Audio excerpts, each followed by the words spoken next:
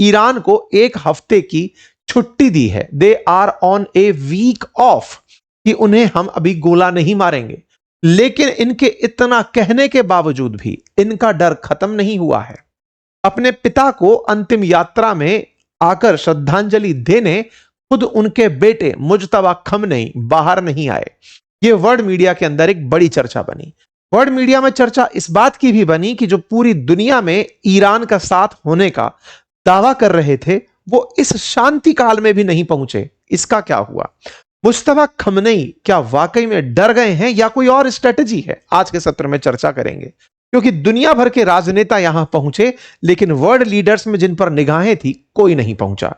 ऐसे में US Israel क्या वाकई में इस बहाने मुज्तबा खमनेई के बाहर आने का इंतजार कर रहे हैं? आइए आज के सत्र में चर्चा करते हैं, क्योंकि ये जो तस्वीरें आपके सामने हैं, जिस तरह की हेडलाइंस आपके सामने बन रही हैं, ये दर्शाती हैं कि ये कार्यक्रम इन्होंने एक प्रकार से इस युद्ध के अंदर अपनी विजय के रूप में, ईरान में अयतुल्ला अल खमनेई को शहीद के रूप में स्थापित करने के रूप में कार्यक्रम के अंदर व्यक्त की थी। कुछ इस प्रकार से इनके ताबूतों को रखा गया था, कुछ इस प्रकार से यहां पर राष्ट्राध्यक्ष के सामने ईरान के तमाम टॉप लीडर्स आकर के रोते हुए श्रद्धांजलि अर्पित करते हुए दिखाई दिए।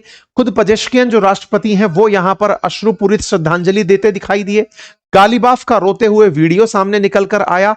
अरागची चिंतित मुद्रा में नजर आए। तमाम इस प्रकार का फेयरवेल था जिस फेयरवेल को मीडिया ने रिपोर्ट किया। तमाम ये वो टॉप लीडर्स हैं जो इस समय ईरान को चला रहे हैं।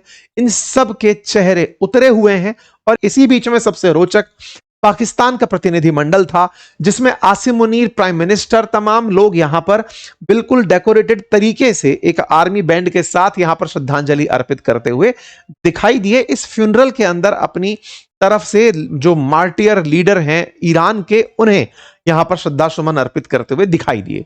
लेकिन यहां पर तस्वीरों में सबसे ज्यादा जो तलाश थी वो ये कि किस वर्ल्ड लीडर ने इसे यहां पर आना बेहतर समझा, और विशेष रूप से इन तीनों से उम्मीदें की जा रही थी कि ये तीनों लोग यहां पर प्रेजेंट होंगे, लेकिन कोई यहां पर नहीं पहुंचा। हम सबसे पहले चर्चा करते हैं चाइना की कि शी जिनपिंग कहां गए, शी जिनपिंग क्यों नहीं आए। तो कारण निकल के आया कि चीन ने भले ही ईरान के साथ बहुत सारे मोर्चों पर व्यवहार बना के रखा हुआ हो, लेकिन चाइना ईरान की कीमत पर गल्फ के देशों को नहीं छोड़ना चाहता। भले ही सऊदी हो, सऊदी के साथ ईरान का चाइना का जो व्यापार है वो $17.7 बिलियन का है। व्यापार भले ही ज्यादा ना हो, लेकिन गल्फ में अपनी पकड़ भविष्य के बाजार के रूप में चाइना देखता है। आपको जानकर आश्चर्य होगा कि चाइना का यूएई के साथ जो व्यापार है वो $111 बिलियन का है, जो कि इन गल्फ कंट्रीज में सबसे ज्यादा है। साथ में 2030 तक $300 बिलियन का व्यापार करने का लक्ष्य है। यह अपने आप में इतना बड़ा नंबर है कि भारत और अमेरिका $140 बिलियन का व्यापार करते हैं। तो यूएई जैसा देश चाइना से $111 बिलियन का ऑलरेडी व्यापार कर रहा है। ठीक इसी प्रकार से ओमान $24 बिलियन का कर रहा है, इंक्लूडिंग इजराइल। 2021 का आंकड़ा है जिसमें $33 बिलियन का ये लोग व्यापार कर रहे थे। इसका मतलब चाइना ने बैलेंसिंग एक्ट अपनाया। चाइना ने इधर ना जाकर औरों को साध लिया, बिल्कुल वैसे ही जैसे भारत की तरफ से भारत का कोई रिप्रेजेंटेटिव गया तो सही, लेकिन प्रधानमंत्री को इनवाइट आया था, प्रधानमंत्री नहीं गए, जिसकी वजह से हमने धर्म संकट की बात की थी। चाइनीज डेलीगेशन आपको यहां पर जाकर दिखाई देते हैं। ठीक इसी प्रकार से जहां तक बात हो भारत की, भारत के प्रधानमंत्री को भी बुलाया गया, लेकिन भारत ने भी पूरी तरह से अपने संतुलित विदेश नीति की परिचय यहां पर दी, क्योंकि इस समय ईरान, इजराइल, अमेरिका, हम सबको साथ लेकर आगे बढ़ रहे हैं। ऐसे में जब सबको लेकर साथ बढ़ रहे हैं तो हमने अपनी तरफ से रिप्रेजेंटेटिव भेजे।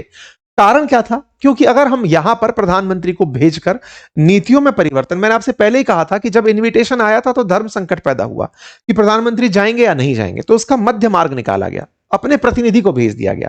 कारण भी था क्योंकि अमेरिका, यूएई हमें बिगेस्ट रेमिटेंसेस देने वाले देशों में है। ये आंकड़े हैं जो बताते हैं कि हमारे टॉप रेमिटेंस किन देशों से निकल कर आते हैं। ऐसे में हमारे देश के संबंध इजराइल के साथ, गल्फ देशों के साथ को हम हाशिए पर रखकर किसी एक देश के साथ संबंधों को बढ़ाने पर प्राथमिकता नहीं दे सकते थे। इसीलिए हमने मिनिस्टर ऑफ स्टेट जो विदेश मंत्रालय के हैं उनको यहां पर भेजा, यानी कि हमारे जो मारघटिया जी जो हैं वो यहां पर थे, और साथ में बिहार के राज्यपाल यहां पर अता हसैन, वो भी यहां पर प्रेजेंट हुए भारत की तरफ से। और भारत से ही कुछ राजनेता जिन्हें इनविटेशन आया था, उनमें महबूबा मुफ्ती, सलमान खुर्शीद, ये राजनेता यहां पर आपको जाते हुए दिखाई दिए, जिन्होंने जाकर यहां पर श्रद्धांजलि अर्पित की अपनी तरफ से, जिन्हें इनविटेशन मिला था। यहां पर तमाम धर्मावलंबियों को बुलाया गया, तो यहां पर धर्मावलंबी यहां पर प्रेजेंट हुए थे। ठीक है, ये कुछ तस्वीरें हैं जिससे आप देख सकते हैं कि हिंदू, मुस्लिम, सिख, ईसाई का एक कॉम्बो यहां पर आपको दिखाई दे रहा है, जो यहां पर पहुंचे हुए दिखाई दिए।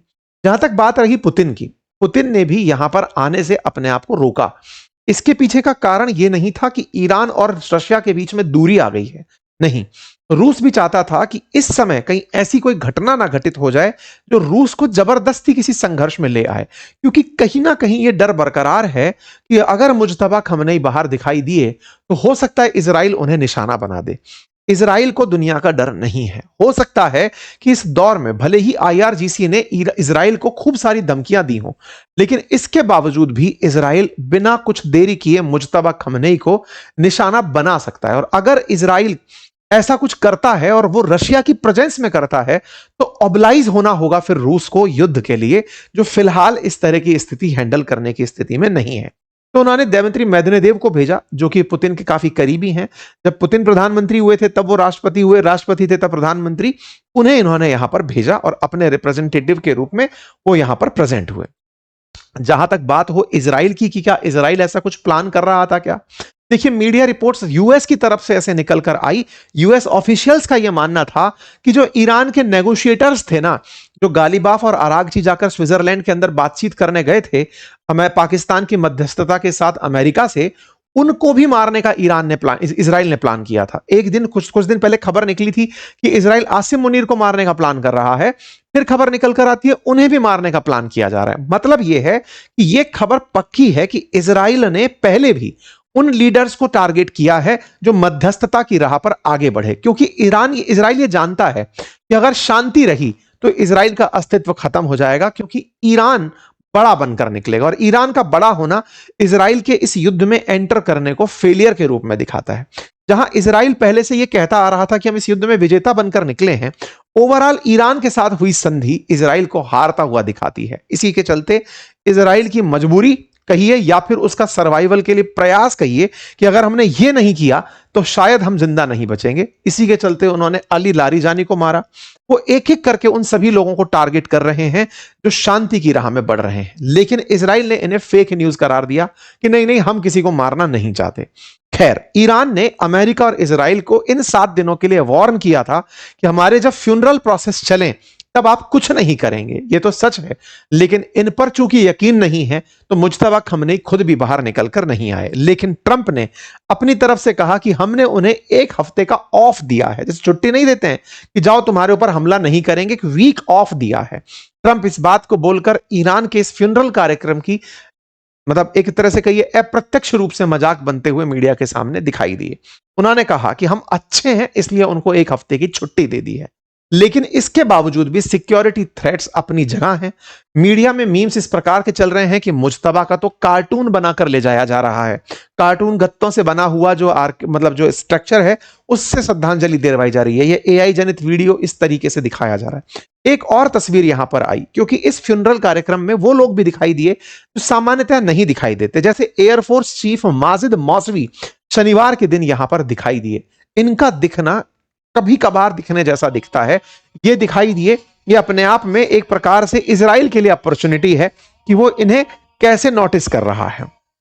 जनता की बात हो जाए तो आज इनके अंतिम यात्रा में जो शरीर है, इनका पार्थिव देह जो है, उसको आम जन के लिए खोल दिया गया देखने के लिए कि वो पहुंचे और श्रद्धांजलि दें। 1 करोड़ से अधिक लोगों को यहां पर होने की उम्मीद की जा रही है। इधर उधर से आए हुए लोगों के लिए ट्रेन्स की सुविधा की गई है। आसपास के शहरों में स्कूल्स के कमरे खुलवा दिए गए हैं कि अगर कोई दूर से आए तो उसे रहने की कोई अव्यवस्था ना हो। होटल्स के किरायों को आधा कर दिया गया है ताकि किसी को भी रहने में असुविधा ना हो। इस प्रकार से पब्लिक के अंदर पब्लिक मॉर्निंग चल रही है और लोग यहां पर पहुंच करके श्रद्धांजलि देने बड़ी संख्या में पहुंच रहे हैं। लेकिन जो लोग पहुंच रहे हैं वो अपने हाथ में एक लाल झंडा लेकर पहुंच रहे हैं। लाल झंडा असल में एक प्रतिक्रिया का प्रतीक माना जाता है कि हम गुस्से में हैं, हम विरोध करना चाहते हैं। ये लाल झंडा असल में ईरान को अमेरिका के विरोध में खड़ा करने के लिए कि आप जाइए और इनके साथ बदला लीजिए। असल में ये जितने भी लोग हैं इनमें डेथ टू अमेरिका की चैंटिंग करते हुए भी लोग दिखाई दे रहे हैं, यानी कि अमेरिका मुर्दाबाद। ट्रंप को निशाना बनाते हुए झंडे यहां पर दिखाई दे रहे हैं। लोग रोते हुए आखिरी यात्रा में है। ट्रंप को किल करने का यहां पर मैसेज लहराया जा रहा है कि हमें ट्रंप को मारना चाहिए, रिवेंज लेना चाहिए। इस तरह से जनता जो यहां पर प्रेजेंट है वो अपने इमोशंस को व्यक्त करती हुई दिखाई दे रही है। देयर विल बी ब्लड, इस तरीके से लोग अपने हाथ में पोस्टर्स लहरा रहे हैं। कुल मिलाकर ईरानी सरकार को उन लोगों के खिलाफ कार्रवाई करने की ये लोग मांग कर रहे हैं जिन्होंने सुप्रीम लीडर की हत्या की। यहां पर महिलाएं पुरुष इस सिंबॉलिक प्रेजेंटेशन में प्रेजेंट हैं।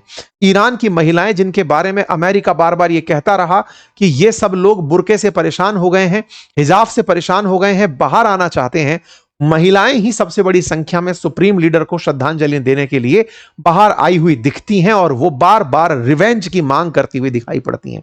ये तस्वीरें इस बात की बयान करती हैं। हर जगह लाल झंडा, यानी कि ईरान बदला ले, इस बात की मांग करते हुए लोग यहां पर दिखाई दिए हैं। कुल मिलाकर के अमेरिका और ईरान की इस जंग में ईरान ने जो शांति करके पाया, समझौता करके पाया, वो उसकी अपने आप में एक बड़ी जीत है। साथ ही साथ ईरान के द्वारा इस फ्यूनरल कार्यक्रम को एक ऐतिहासिक त्योहार की तरह से सेलिब्रेट करना फिर से दुनिया को एक संदेश है कि हमने उन्हें शहीद का दर्जा दे दिया है और दुनिया इसे स्वीकार करने के लिए इधर उधर से चलकर आ रही है। खैर, इस अंतिम संस्कार के पूरा हो जाने के बाद ईरान अमेरिका की फिर से वार्ता शुरू होगी और इस बीच में एक बार इनके पार्थिव शरीर को इराक ले जाने का भी प्लान है, क्योंकि इराक के अंदर नजफ और करबला में सार्वजनिक अंतिम यात्राएं निकाली जानी है, क्योंकि नजफ में इमाम अली दरगाह है और करबला में इमाम हुसैन और उनके सौतेले भाई अब्बास की दरगाह है, जो शिया मुसलमानों के सबसे पवित्र स्थलों में से गिनी जाती है। तो इस प्रकार की कुछ प्लानिंग यहां पर अभी और है। जो भी अपडेट होते हैं आप तक उन्हें लेकर पहुंचा जाएगा। फिलहाल के लिए इतना ही।